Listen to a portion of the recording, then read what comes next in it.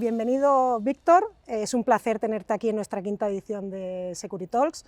Principalmente ya sabes que admiramos todo lo que haces, pero sobre todo cómo lo haces. Permítame que primero te presente, por si hay alguien que no te conoce. Víctor Álvar González, que eres experto en mercados financieros y fundador de Next Step Finance, empresa que tiene el objetivo de llevar las ventajas de la revolución digital al asesoramiento financiero independiente, que ya cuenta con más de 2.300 clientes en la actualidad y que tiene muy buenas proyecciones, alcanzando casi los 12.000 clientes para el 2025. Además, eres colaborador habitual en medios tan relevantes como El Confidencial, El Economista, Invertia y La SER. Y tampoco me quiero olvidar que has publicado un libro, publicaste Y yo, ¿qué hago con mis ahorros?, publicado en 2014 con la editorial Deusto. Antes de empezar, también me gustaría, si te parece, contextualizar un poco el momento en el que estamos, ¿no? Hace escasas semanas, el Banco Central Europeo anunció que finalmente iba a bajar 25 puntos básicos el tipo de interés, situándolo ya en un 4,25. Esto viene después de 2 años de recurrentes subidas que ha habido en el tipo de interés en la zona europea y sobre todo, y muy importante, después de 8 años sin que hayan publicado ninguna bajada. Obviamente todos los mercados en ese momento y todas las personas mirábamos a Estados Unidos a ver qué iba a hacer en ese momento la Reserva Federal americana, si seguía los mismos pasos que estaba dando el Banco Central Europeo o si los mantenía. Finalmente, y como ya sabemos a día de hoy, han preferido mantener los tipos, aunque es verdad que han dejado las puertas abiertas a que en un futuro próximo puedan bajar esos tipos de interés. ¿Por qué crees que el Banco Central Europeo ha tomado esa decisión ahora mismo? Bueno, lo primero, mil gracias por la invitación. Mil gracias también a Securitas Direct, a ti personalmente, a Securitas Direct, a todo el equipo, por invitarnos. La respuesta a esa pregunta es relativamente sencilla, y es que el Banco Central Europeo ha empezado a bajar los tipos de interés porque está bajando la inflación. La inflación en Europa llegó a estar por encima del 10%. Sin entrar en los motivos por los que esto ocurrió, todo el mundo sabe además de qué estamos hablando, porque todo el mundo ha visto cómo le ha subido el precio de todo, ¿no? Bueno, el Banco Central Europeo, para intentar que esa inflación baje, sube los tipos de interés. ¿Esto cómo funciona? Para que lo entienda quien nos escucha, pues muy sencillo. Si a ti te suben el Euribor, te suben lo que pagas por la hipoteca, por ejemplo, por pagos aplazados que tengas de un coche, lo que sea, lo que son los tipos que pagas por tus créditos, tienes menos dinero. Entonces el Banco Central Europeo utiliza un método un poco expeditivo, y es: vamos a hacer que la gente tenga mucho menos dinero, y así, si la gente tiene menos dinero, gasta menos, y así van bajando los precios. Es decir, que si la gente va sobradísima, se va a los restaurantes, se pone a reservar todos los jueves, los viernes, los sábados y los domingos. Entonces el restaurante, lógicamente, que además también le han subido los precios, sube sus precios, y es un ciclo que llamamos inflación de precios, que se inflan los precios. Los precios se han inflado y el Banco Central Europeo, para desinflarlos, ¿qué hace? Pues decir, pues os voy a bajar digamos, lo que tenéis disponible de dinero, porque os voy a subir el tipo de interés del préstamo, sobre todo en el caso español, es lo que más se nota, ¿no?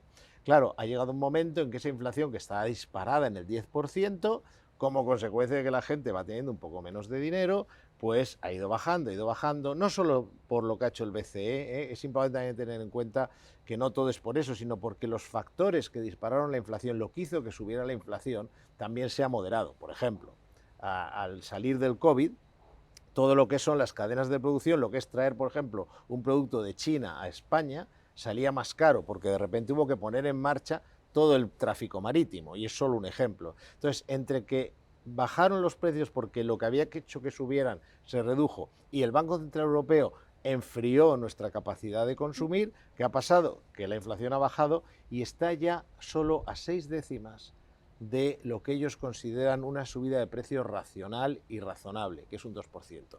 Eso es cuando se habla del objetivo del BCE, es que el BCE considera que un 2% es lo correcto. Como estamos cerca del 2%, ellos van empezando a actuar precisamente porque baja la inflación. Muy bien, me gustaría ahondar en alguna de las cosas que has dicho. O sea, primero, entonces, podemos llegar a entender que lo que primero ocurre es que los tipos de interés, la inflación sube o baja, y entonces el Banco Central Europeo reacciona ante esas subidas o bajadas, para lo que tú decías, ¿no? Ese poder adquisitivo, mermarlo y que entonces baje ese poder de compra y acaben volviendo a bajar los precios. Has mencionado Euribor. ¿Cómo linkamos el Euribor con este tipo de interés que sube el Banco Central Europeo y cómo entonces nos puede afectar, que también lo has dicho, ¿no? Ese Euribor te afecta al ciudadano de a pie en esa hipoteca o en ese préstamo? ¿Por qué? Si nos lo puedes explicar un poquito más. Sí, porque en España la mayoría de la gente cuando pide un crédito hipotecario, y es un fenómeno bastante español, lo pide a tipo variable. No voy a entrar si eso es lo correcto. Ahí efectivamente voy a ahondar Por supuesto. un segundín. Por cifras que hay, el tipo variable en España en lo que es una hipoteca suele rondar el 70% versus un 30% en fijo. Y de hecho, si miramos otros países europeos, lo normal es que sea incluso a la inversa, ¿no? Y en Estados Unidos. Y en Estados Unidos, efectivamente. Pero aquí es justo al revés. Lo cual es un primer consejo práctico que podíamos dar a la gente. Y es, si vas a pedir un crédito y los tipos están muy bajos, pídelo a tipo fijo. ¿Y cómo sabes que están bajos? Hombre, si han estado al 5, al 7, a lo que sea, en los últimos 50 años, si están al 1, como han estado antes del COVID, hombre, pues es un tipo razonablemente bajo, puede que baje más. Entonces, primer consejo práctico a quien nos esté escuchando. Cuando se piden créditos y los tipos de interés son muy bajitos, pídelo a tipo fijo, porque te garantizas pagar poco por tu casa, te garantizas pagar poco y de forma estable.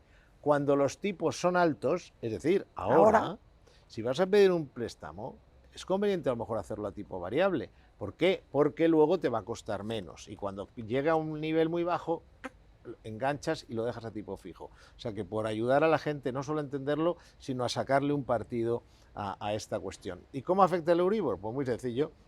Si a mí estoy pagando por mi hipoteca al mes, pongamos 100 euros, y sube el Euribor, pues paso a pagar 110, 112, 120, lo que sea.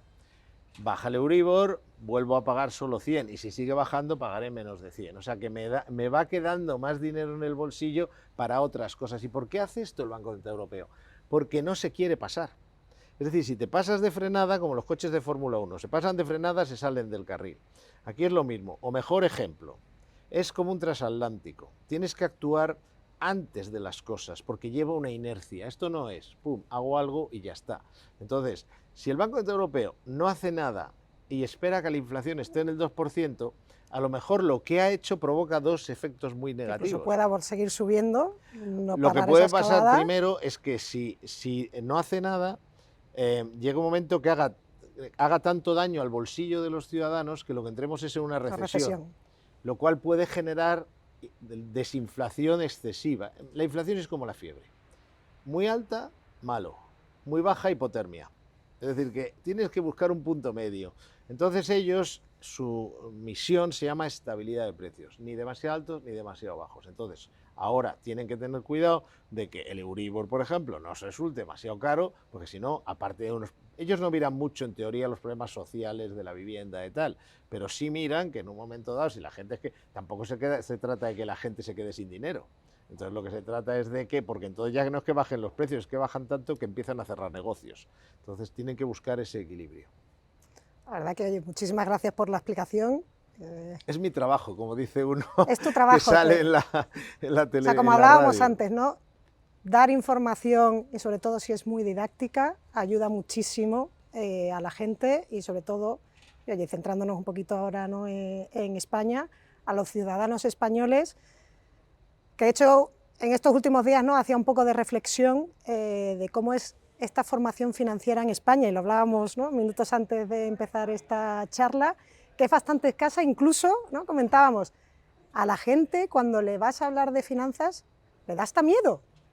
Uy, mundo complicado, no quiero entrar, pero por el otro lado es muy importante. Al final, conseguir nuestros ahorros, o sea, a todos nos cuesta levantarnos todos los días, obviamente intentamos disfrutar en el trabajo, pero conseguir esos ahorros es importante, y luego invertirlos en el mejor sitio es lo fundamental para no perderlos e incluso sacarles rentabilidad. Ahondando en el tema de la formación, ¿tú eres partidario de que incluso en los colegios comienza a haber asignaturas de formación financiera? Yo creo que el saber no ocupa lugar. Creo que las finanzas son fundamentales y ahora me doy más cuenta, porque cuando yo empecé a trabajar no veía como muy sexy el tema del asesoramiento financiero. Y ahora que ya tengo amigos más mayores, pues me doy cuenta de lo importante que es. Es decir, que la gente a partir de los 40 y tantos ya empieza a darle mucha importancia a las finanzas. Y a cierta edad le dan tanto casi como a la Casi o salud. más. Que ya es decir, pues claro, te tienes que retirar, quieres vivir igual de bien que antes, a ser posible, y eso solo se hace si ahorras bien. Entonces, pese a que le doy toda esa importancia, yo en eso soy muy, ¿cómo te diría? Yo muy comprensivo con la gente. Yo no sé nada de coches, no sé nada de mecánica. Y cuando voy al taller, lo que quiero es que me arreglen el coche. Es decir, quiero que funcione. Y te asesoras. Y entonces que voy a un sitio de confianza en el que pretendo que me arreglen el coche, no me cobren demasiado, no me hagan obras, perdón, reparaciones que no han lugar, en fin, todo lo que a nosotros nos da miedo que pueda ocurrir en un taller. No digo que eso ocurra, pero ese es el miedo en general, ¿no? Si voy al médico, honestamente me da un poco de grima cuando me cuentan demasiados detalles, porque pienso, uy, vale, prefiero no saber tanto, ¿no? En este caso es algo parecido. Yo soy de la opinión de que la gente, si sabe de finanzas, mejor. Porque si yo tengo una cierta cultura, entiendo mejor al médico. Ahora bien, yo no pretendo, no creo que sea tan importante. Si ellos no saben de finanzas, ya sabemos nosotros. Es decir, mi misión es que sus ahorros crezcan, que los bancos no les coloquen productos que no les interesan, que puedan planificar su jubilación.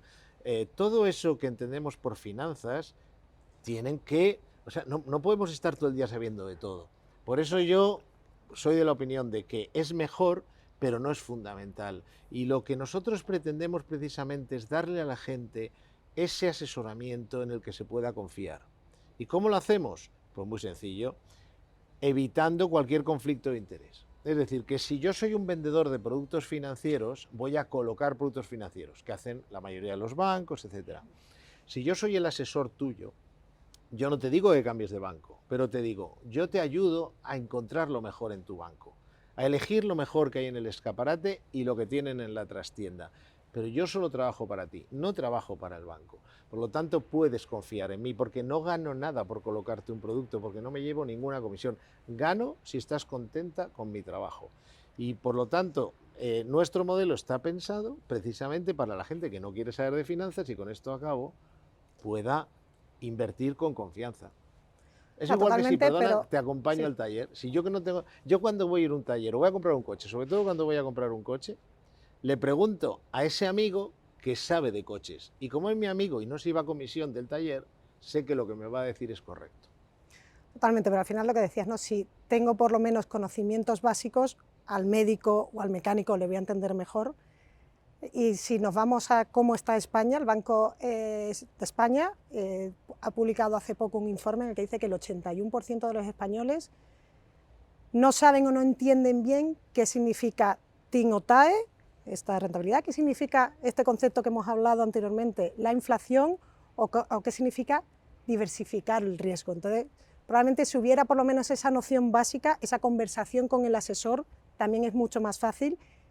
Y oye, al final eres tú el que decides dónde inviertes, por lo cual, aparte de que te permitas asesorar, tienes que tener bien esos conocimientos para luego no equivocarte, sobre todo luego no estar pensando en me confundí al realizar esta inversión y no tuve que hacer caso. Sí, para hacer las cosas bien tienes dos opciones. Tú puedes ir a la entidad financiera, ir a pecho descubierto y ahí los riesgos son muy altos, porque la entidad financiera, banco, sociedad de valores, lo que sea, puede estar queriendo colocar un fondo garantizado, un fondo de tal, un fondo de cual, etcétera. Son distribuidores de productos financieros, que no tiene nada de malo.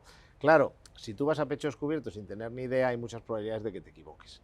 Y la otra opción es lo que tú dices, tener una cierta cultura. Y la tercera es la que proponemos nosotros. Si no tiene usted tiempo para aprender y que no diré le engañen, aunque a veces eso pasa, pero no le vendan productos que no son los adecuados para su perfil de inversión, para su forma, para su situación personal, pues tenga alguien que le ayude, tenga el primo de Zumosol. Entonces, las dos opciones me parecen buenas. Aprende, fórmate, conoce las cosas, aprende qué es el TAE de un producto o de un crédito, etcétera, etcétera, que está muy bien, y si encima te lo enseñan en la escuela, pues mejor todavía, pero si no tienes tiempo a hacer todo eso, o te aburre o no te gusta, porque hay muchas cosas que no me gustan y que me aburren y que prefiero que lo haga otro, pues busca a alguien que te pueda ayudar y te acompañe al banco. En nuestro caso, pues en una aplicación directamente, ¿no?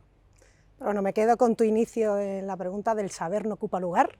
Sin Y duda. efectivamente, todo lo que podamos Y aprender lo que es tú dices es muy muchísimo mejor, importante, ¿eh? cuando nosotros trabajamos con alguien muchas veces es puramente online, pero hay servicios nuestros en los que hay asesor personal, etcétera. Cuando un asesor nuestro trabaja con un cliente que ya tiene conocimientos, ayuda muchísimo, porque claro, es mucho más fácil. Tú has tocado uno importantísimo, la diversificación, lo cual la gente entiende rápido si se lo cuenta rápido, fácilmente. Es decir, tú dices lo de no poner todos los huevos en la misma cesta y lo va a entender.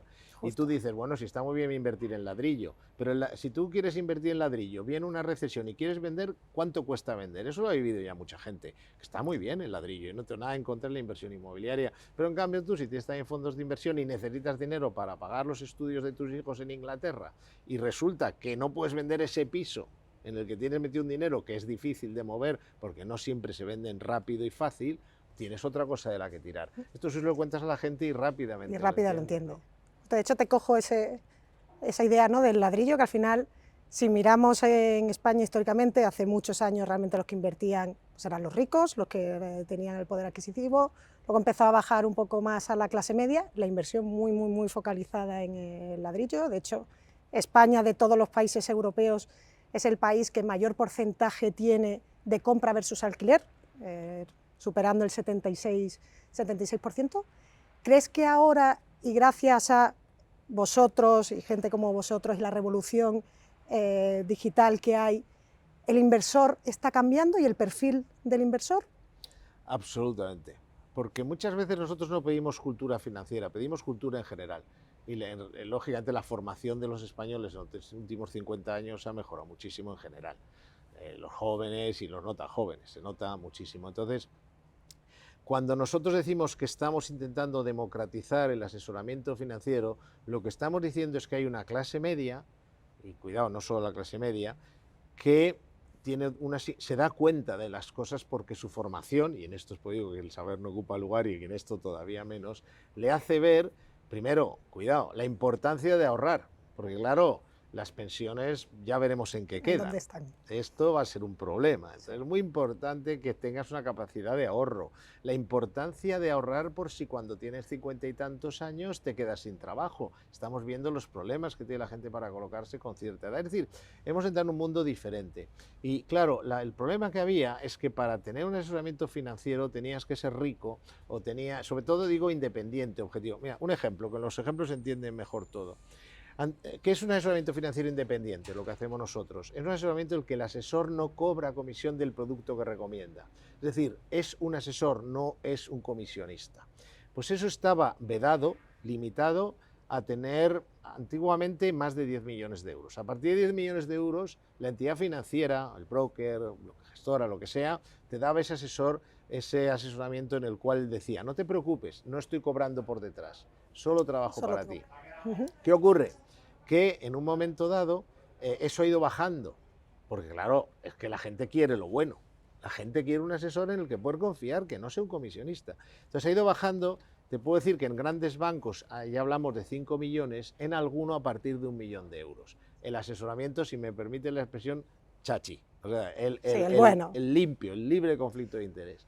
Ahora bien, nosotros nos hemos dado cuenta de que gracias a la tecnología podemos abaratar el asesoramiento de forma que sea rentable para nosotros y para el cliente ese asesoramiento libre de conflicto de interés. Y estamos haciendo lo que tú has dicho, estamos dándole asesoramiento en el que poder confiar a toda esa clase media que primero tiene más capacidad de ahorro, sobre todo se ha dado cuenta de la necesidad de ahorrar.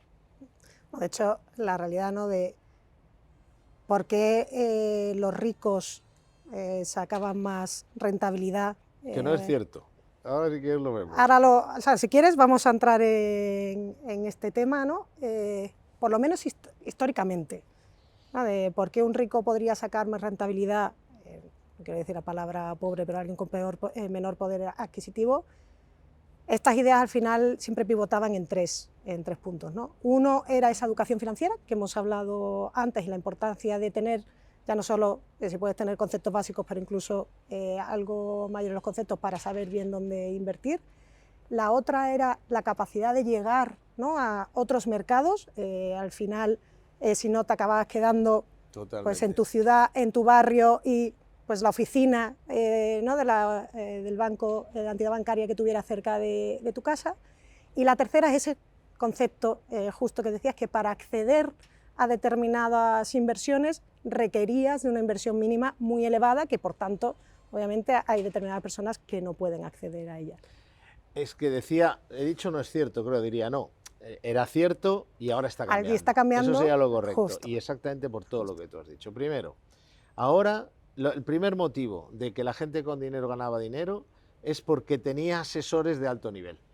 Alto nivel significa profesional y alto nivel de independencia. Trabajaban para ellos, trabajaban para esa gran fortuna, para esa persona rica, porque esa persona rica dice si no me voy a otro, etc. Entonces tenían que darle un asesoramiento muy objetivo. Segundo, llegar fuera. Hace muchos años tú tenías que limitarte a invertir en la bolsa española. En los últimos 20 años, el Nasdaq, el índice de la bolsa norteamericana, le ha sacado un 600%, ya hablo de memoria, probablemente es más, a la bolsa española. Es decir, que se ha ganado mucho más dinero invirtiendo en Google, en Meta, en fin, todo lo que es las grandes tecnológicas, sobre todo últimamente, que haciéndolo en las empresas del IBEX. Con lo cual, antes dices, bien, un españolito se tenía que limitar al IBEX con suerte y un fondo carísimo. Ahora mismo, y desde hace ya cierto tiempo, un español puede invertir en cualquier mercado del mundo con la misma facilidad que en el IBEX. Simplemente tiene que tener eso, si alguien que le ayude a decidir en cuál, pero también puede tenerlo ahora. Por lo tanto, ahora, antes las grandes fortunas, era exclusivo de las grandes fortunas acceder a todo tipo de mercados o activos sectores y países, como decimos, es decir, sector tecnológico, oro, lo que fuera, ahora es facilísimo. Y además, ahora cualquiera puede acceder a un asesoramiento objetivo y profesional, cosa que antes estaba reservado a los ricos. Sobre todo por esa diversificación del riesgo que hablábamos antes, ¿no? No inviertas todo en el mismo mercado. Cuando hablamos de mercado no solo se habla de sectores, sino de países, porque si ocurre algo en ese país, todos tus ahorros pueden bajar. Entonces, diversifica en distintos mercados, diversifica en distintas inversiones. Unas pueden ser, como lo que comentabas antes, ¿no?, en Nasdaq o en otras bolsas, obviamente de otros mercados. Diversifica también en invertir en estados, en letras del tesoro o lo que tenga cada uno de los países, obviamente también viendo distintos países. Y diversifica también en otros conceptos, como tú has dicho, ¿no?, el oro. También, de hecho, leí hace poco un libro de un gurú americano que justo lo que te decía es, en estos tres conceptos que hemos hablado, invierte en cada uno de ellos un 25% y quédate el último 25% en liquidez. De hecho, lo que te recomienda es, de manera periódica, incluso te dice a lo mejor anual, no tienes que estar todos los días revisando cómo están tus inversiones, balancéalo para que siempre estés en este equilibrio del 25% diversificado. Sí y no. Es decir, los mercados son como los mercados. Es decir, los mercados son como los mercados de frutas o como el mercado de abastos o como la lonja de pescado. Hay fruta de temporada y no es difícil de detectar. A ver, ¿quién no ha entendido a estas alturas que estamos en una revolución, digamos, económica gracias a la llegada de la inteligencia artificial? Yo creo que ya es fácil ver a estas alturas que es parecido a cuando llegaron los primeros ordenadores personales. Por lo tanto, la fruta de época ahora mismo tiene que tener, digamos, un componente de tecnología.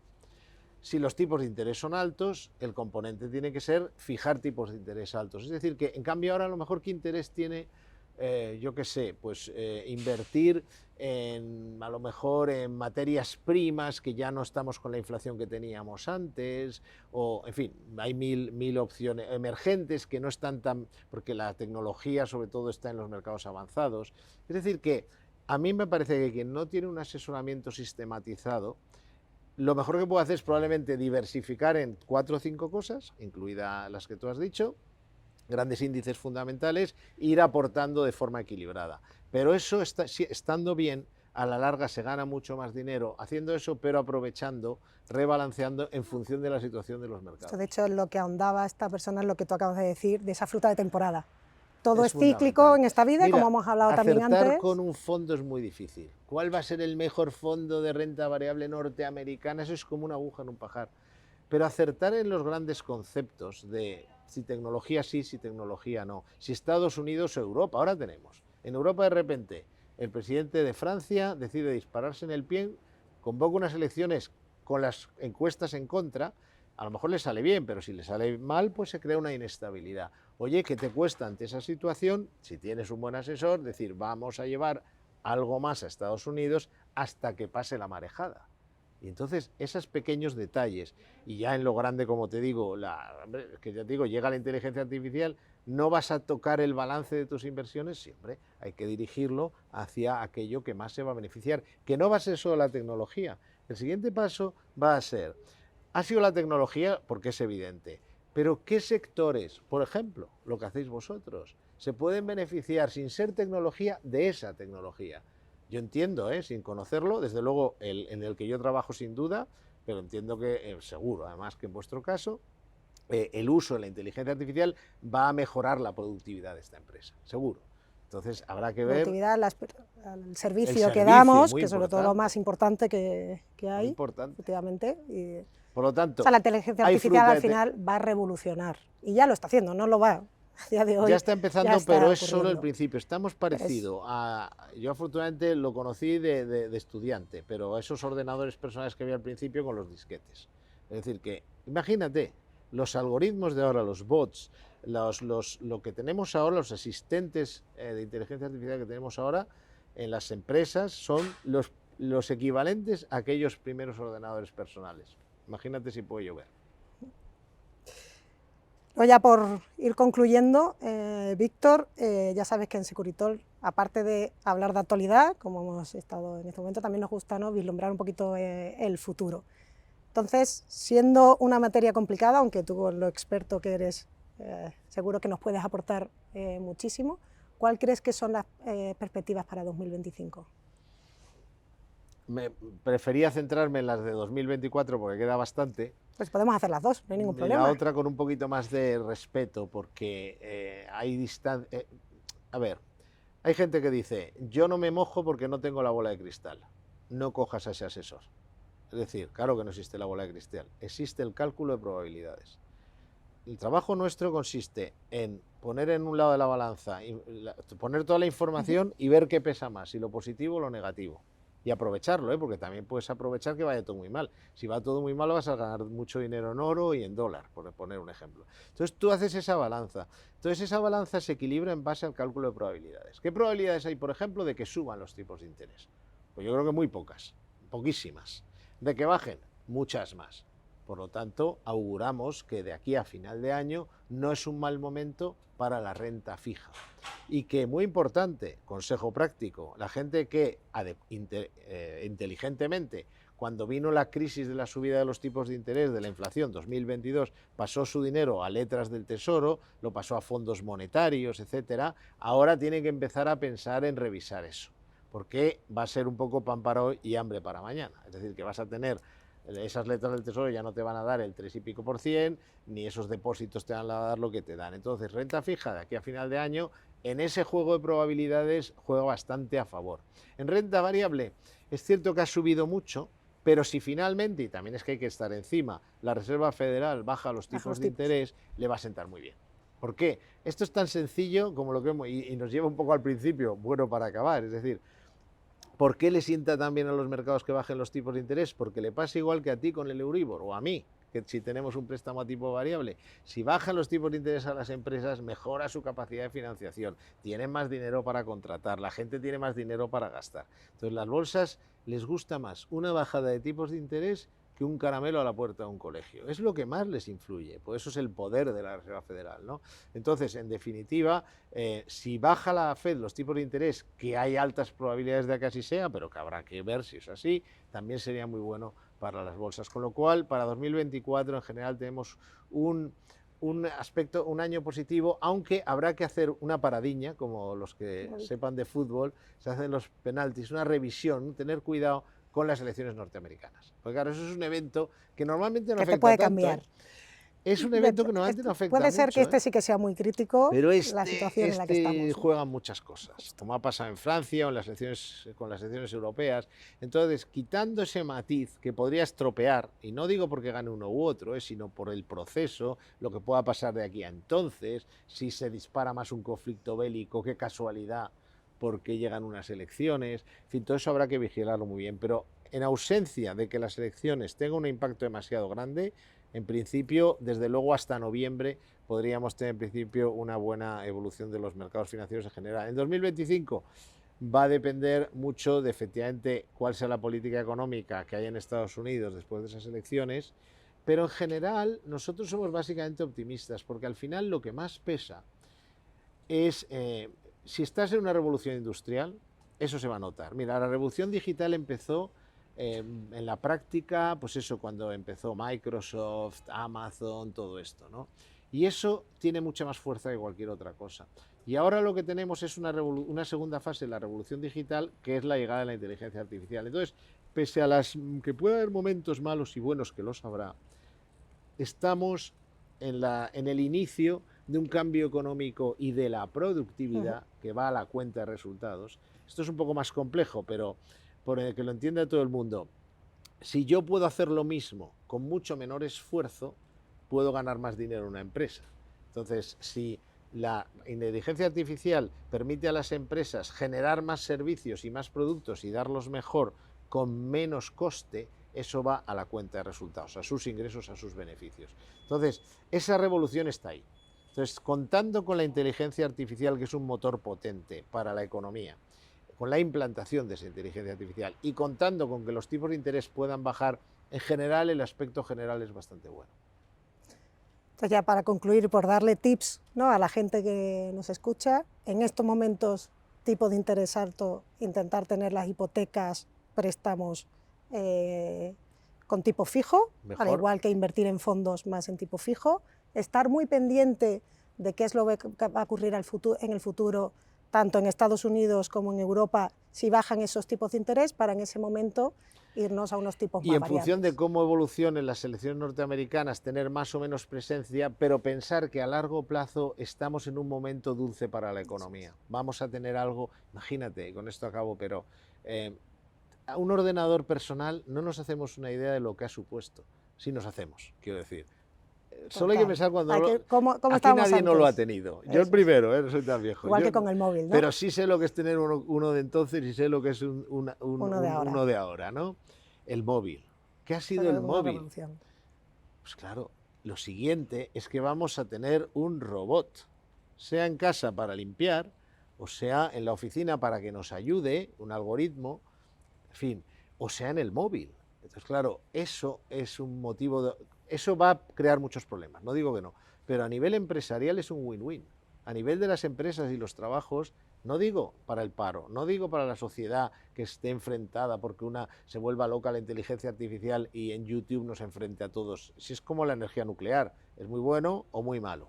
Ahora bien, que para el mundo empresarial es bueno, eso no te quepa la menor duda. De hecho, es controvertido siempre este tema, pero al final es tener a tus colaboradores aportando valor y no haciendo cosas automáticas que efectivamente Exacto. te lo puede ¿Sabes hacer lo un ordenador? que no nos va a quitar la inteligencia, con quien no va a poder la inteligencia artificial? Con la inteligencia emocional, con la intuición, Total. con un buen comercial. Cuidado, chavales que importante. estáis estudiando, si sois buenos comerciales, no lo abandonéis.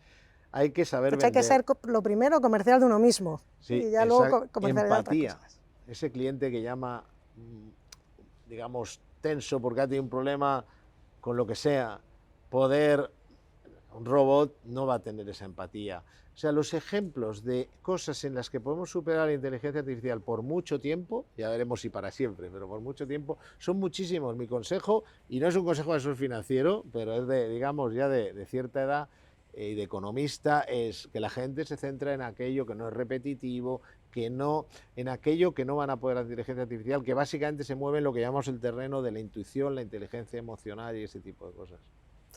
Nada, Víctor, agradecerte este tiempo, esta charla. Es un placer siempre hablar contigo. Igualmente. Y siempre tienes las puertas abiertas en nuestra casa.